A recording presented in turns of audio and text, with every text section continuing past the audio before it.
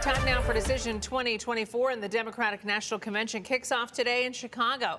After a wild few weeks, the Democratic nominee, Vice President Kamala Harris, has arrived in the Windy City. Protests over several top issues already taking place, though, and evoking images of another political convention there in the past. NBC's Alice Barr is at the United Center with more.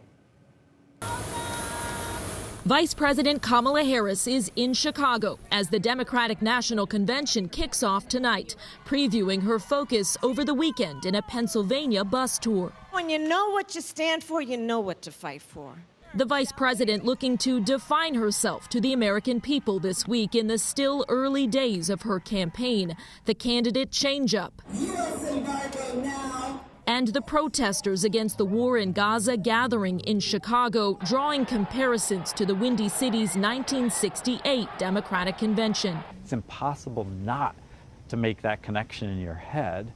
But Northwestern University history professor Kevin Boyle says while that race was framed by deep divisions over the Vietnam War. This is going to be a convention of profound unity. Unity inside and de-escalation training outside, preparing Chicago police to avoid the violent clashes of '68, when President Lyndon Johnson stepped aside during the primary season, much earlier than President Biden's move that led to Vice President Harris's unprecedented path to the nomination. Do you think there's any credence to the people that are criticizing her for having been selected and not elected?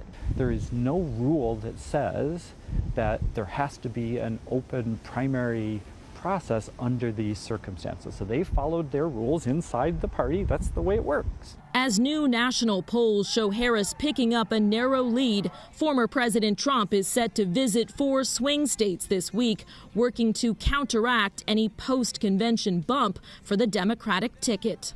In Chicago, Alice Barr, NBC News.